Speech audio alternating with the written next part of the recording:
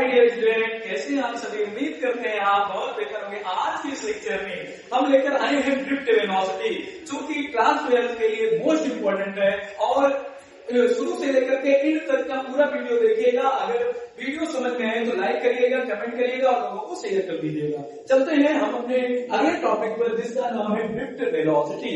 पीछे के वीडियोस में आपने पढ़ा होगा, पीछे वीडियोस में पढ़ा होगा Ohm's law, Coulomb's law, Gauss's theorem. अब इसी को आगे बढ़ाते हुए हमने ड्रिफ्ट वेलोसिटी को टॉपिक को लाया है। आइए देखते हैं ड्रिफ्ट वेलोसिटी क्या होता है।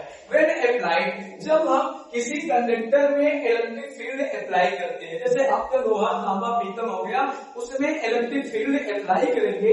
When applied electric field in a conductor, जब इलेक्ट्रिक फील्ड कंडक्टर में अप्लाई करते हैं तो इसमें एक इलेक्ट्रिक पोटेंशियल मिलता है। कंडक्टर में एक इलेक्ट्रिक पोटेंशियल मिलता है और इलेक्ट्रिक पोटेंशियल के कारण जो कंडक्टर में पाए जाने वाले फ्री इलेक्ट्रॉन हैं वो रैंडमली एवरेज मोशन करते हैं और रैंडमली एवरेज मोशन करते हैं और उस मोशन को हम क्या कहते हैं, average velocity of free electron. और average velocity of free electron is known as drift velocity. अच्छा, अब यहाँ ड्रिफ्ट वेलोसिटी हो गई। उसके बाद ड्रिफ्टिंग ऑफ इलेक्ट्रॉन, यानी कि इलेक्ट्रॉन का मूव करना मतलब ड्रिफ्ट करना, मतलब मोशन करना। जैसे कि आपका ये प्लस है और ये माइनस है। अब मान लीजिए ये प्लस हो जाए, अब ये प्लस है, अब ये इससे आपका करंट फ्लो होना शुरू हो रहा है। देखो करंट फ्लो होगा तो इलेक्ट्रॉन जो है, इलेक्ट्रॉन करंट के अपोजिट डायरेक्शन में मूव करेगा। जो इलेक्ट्रॉन का मूवमेंट है वो करंट के अपोजिट डायरेक्शन में मूव करेगा, ठीक है ना, करंट के अपोजिट डायरेक्शन में मूव करेगा। अगर हम इसकी लेंथ ले लें L, इसकी लेंथ ले लें L और number of free electron in unit volume is small n। Unit volume में number of free electron is small n और जो इलेक्ट्रिक फील्ड लगा रहे हैं वो क्या है, E। क्या है, E है। तो हम बात कर सकते हैं कि relation between drift velocity and electric current. सबसे पहले हम देखेंगे कि नंबर ऑफ फ्री इलेक्ट्रॉन क्या होगा बेटा, नंबर ऑफ फ्री इलेक्ट्रॉन क्या होगा, small n। Number of free electron in unit value small n and the area, cross sectional area is capital A। अब मान लें कि cross sectional area of conductor is A, okay. अब इसमें जो free electron है उस चार्ज ऑफ इलेक्ट्रॉन को किससे डिनोट करते हैं, E से, ओके। अब जो इलेक्ट्रिक पोटेंशियल लगेगा वो क्या हो जाएगा, V, और जो कंडक्टर की लंबाई मान लिया जाएगा वो क्या माना जाएगा, L। तो हमें relation between electric current and drift velocity पर चर्चा करनी है। बहुत ही आसान सा टॉपिक है, relation between drift velocity and electric current. आइए देखते हैं। आप जानते हैं Q is equal to NE। Q is equal to NE। What is the N? N is the total number of free electron in the conductor. N क्या है, N जो है total number of free electron है। जो N है वो total number of free electron है, total number of free electron. अब कहा, कंडक्टर में। और फिर इसका मतलब स्मॉल क्या है, स्मॉल है यूनिट वॉल्यूम, मतलब स्मॉल वॉल्यूम में जो आपका नंबर ऑफ इलेक्ट्रॉन है तो वॉल्यूम। अब इस देखो कंडक्टर कैसा होता है, देखो कंडक्टर एक प्रकार का देखा जाए तो सिलिंड्रिकल होता है, ठीक है। तो सिलिंड्रिकल होता है तो यूनिट वॉल्यूम के लिए, जैसे एक छोटे एरिया के लिए n लिया गया है तो टोटल एरिया के लिए क्या होगा, तो आपका हो जाएगा n बराबर हो जाएगा भैया V इंटू n। अब V क्या है, V मतलब होता है A, मतलब V का मतलब होता है वॉल्यूम। वॉल्यूम का मतलब क्या होता है बेटा, वॉल्यूम का मतलब होता है A इंटू L। A का मतलब एरिया, क्रॉस सेक्शनल एरिया, और आपका L का मतलब length of object, length of conductor. तो अगर हम यहाँ बात करें V की वैल्यूएशन बना के रखें तो N इज इक्वल टू हो जाएगा, V की वैल्यू रखेंगे ALN। तो अगर हम बात करें Q बराबर आ जाएगा NE। N अब वैल्यू रखो ALE, ओके।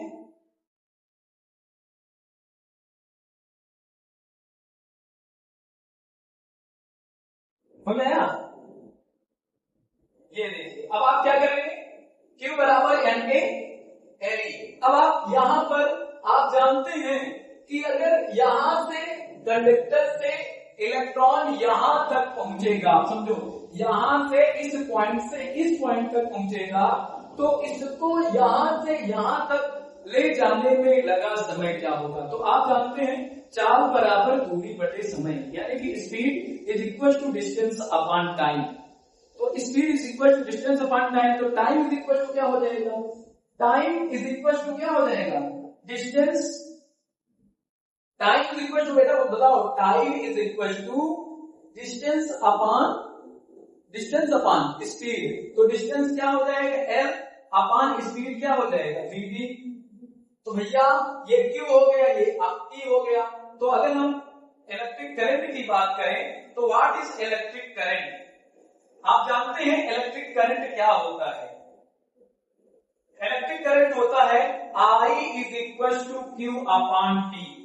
अब I की वैल्यू, Q की वैल्यू क्या है? इक्वेशन फर्स्ट मान लो, इसे इक्वेशन क्या मान लोगे? सेकेंड। अब यहाँ Q की वैल्यू रखेंगे, Q बराबर क्या हो जाएगा बेटा? Q बराबर NaLe। तो आप रखेंगे NaLe अपॉन, अब भैया T की वैल्यू क्या रखेंगे? L upon Vd।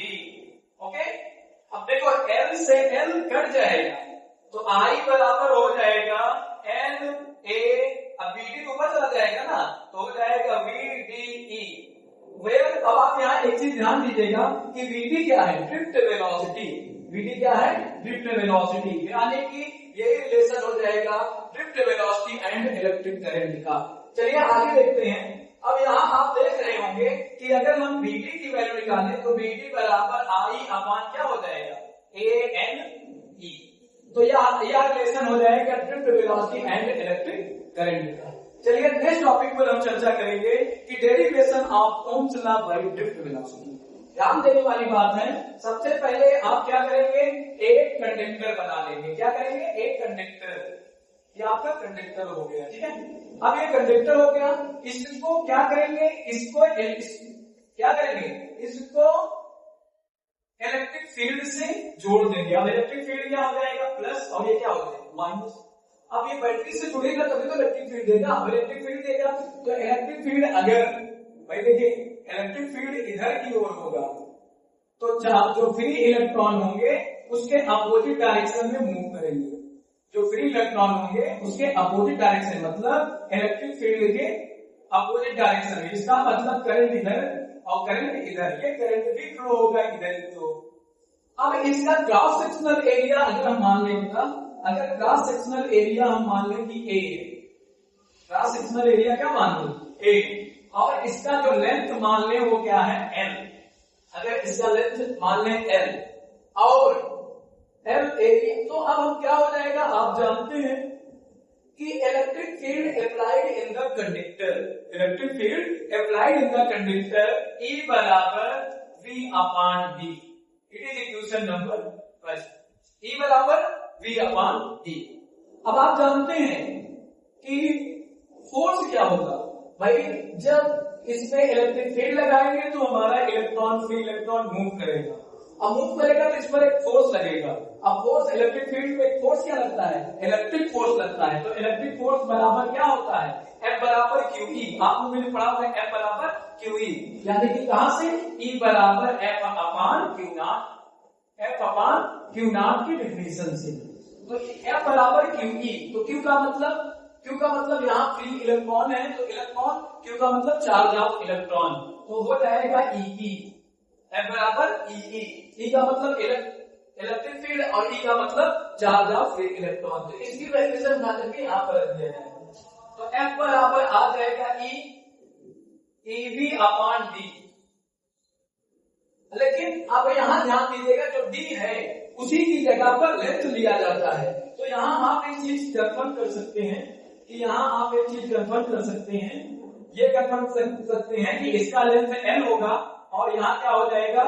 EV upon L। तो आप यहाँ ध्यान दीजिएगा कि F बराबर EV अपॉन L। अब यहाँ एक चीज और ध्यान दीजिएगा कि अगर हम एक्सीलरेशन की बात करें, जब इस पर फोर्स लगेगा तो फ्री ऑफ इलेक्ट्रॉन इस पर एक्सीलरेशन लगाएगा।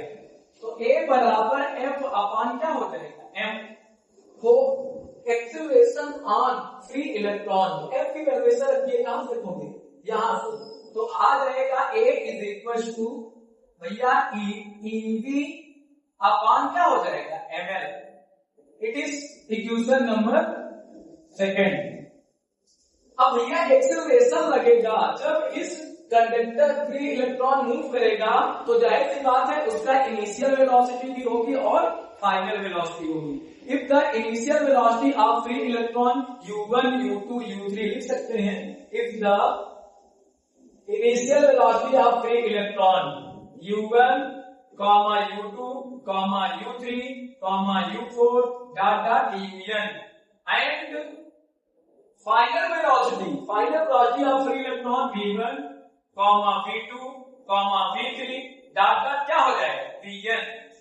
तो अब रिलैक्सेशन टाइम क्या होता है, जब इलेक्ट्रॉन आपस में टक्कर करते हैं तो टक्कर के पश्चात जितनी दूरी वो कवर करते हैं उसको तय करने में जो समय लगता है उसे हम क्या कहते हैं, रिलैक्सेशन टाइम टाउ।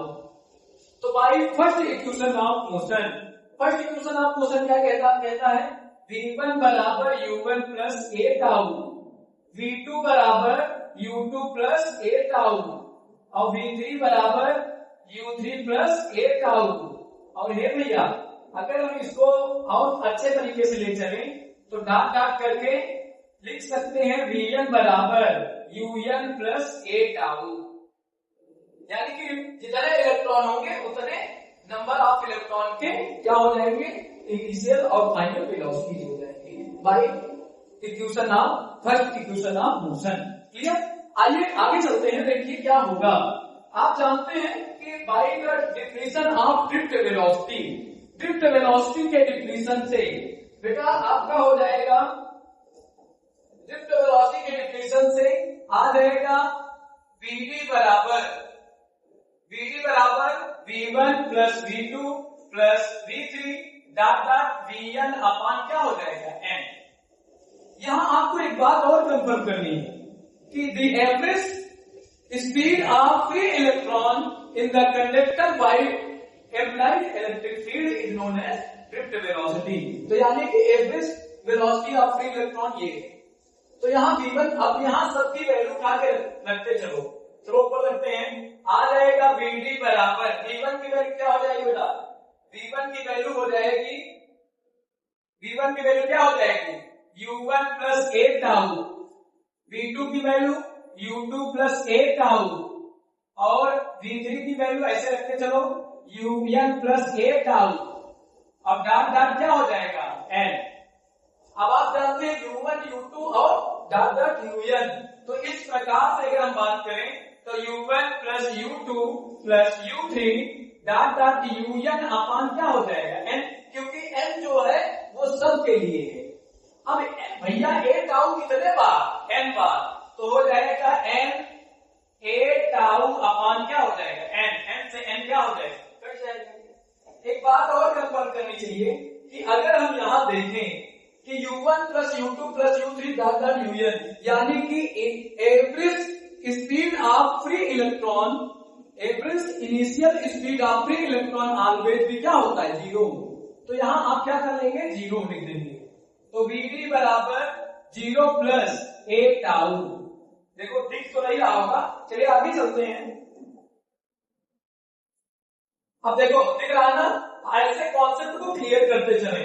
ये हो जाएगा vd बराबर a टाउ, a की वैल्यूएशन क्या रखोगे, a की वैल्यूएशन eb टाउ अपान क्या हो जाएगा ml। कहां से, यहां दिख रहा है ना, देखो ये वाला अगर आप लेंगे कॉन्सेप्ट तो a बराबर eb टाउ अपान ml, तो यहां पर वही वैल्यूएशन रख दी गई। दिख रहा है ना, कॉन्सेप्ट को क्लियर करते चले। ठीक है। अब ये vd बराबर eb टाउ अपान ml आ गया। इट इज इक्वेशन नंबर अगर बात करें तो थर्ड। और अभी आपको एक चीज और बताया गया था कि relation between drift velocity and electric current. तो आया वो क्या था, ड्रिफ्ट वेलोसिटी और इलेक्ट्रिक करंट vd बराबर I upon a n e, इसे इक्वेशन नंबर 4 मान लो। ये थर्ड है, इसे क्या करो 4। अब दोनों इक्वेशन को करा दो बराबर, क्योंकि ओम्स लॉ का हमें क्या कराना है, डेरिवेशन। तो बाई, क्योंकि vd बराबर eb टाउ अपान ml, vd बराबर I upon a n e, by the relation of by the relation of drift velocity and electric current. अब दोनों को अगर हम बराबर करेंगे तो आ जाएगा Eb टाउ अपान ml बराबर I अपान क्या हो जाएगा ANE. ठीक है, अब अगर ये बातें क्लियर हो जाए तो आप जानते हैं इसको एक साथ में देखें तो V बराबर क्या होता है IR, V बराबर IR. तो इसको एक साथ कर लें तो V अपान I बराबर, सारी चीजों को उधर रख दो, तो ml upon ANE square tau. ठीक है भाई, ml ऊपर चला जाएगा, E कितने बार हो जाएगा 2 बार, n रहेगा, a ही रहेगा, टाउ उधर चला जाएगा. तो V upon I is equal to ml upon ANE square tau.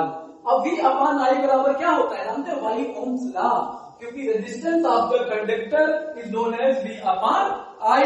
सो आप क्या करेंगे, रखेंगे V अपान I बराबर R, तो R बराबर ml अपान ANE स्क्वायर क्या हो जाएगा time. This is the derivation of Ohm's law by drift velocity. Okay, ये कॉन्सेप्ट आपको क्लियर होना चाहिए. इस टॉपिक में कोई दिक्कत हो हमें जरूर बताएं. Thank you. आज के लेक्चर यहीं पर, चैनल सब्सक्राइब.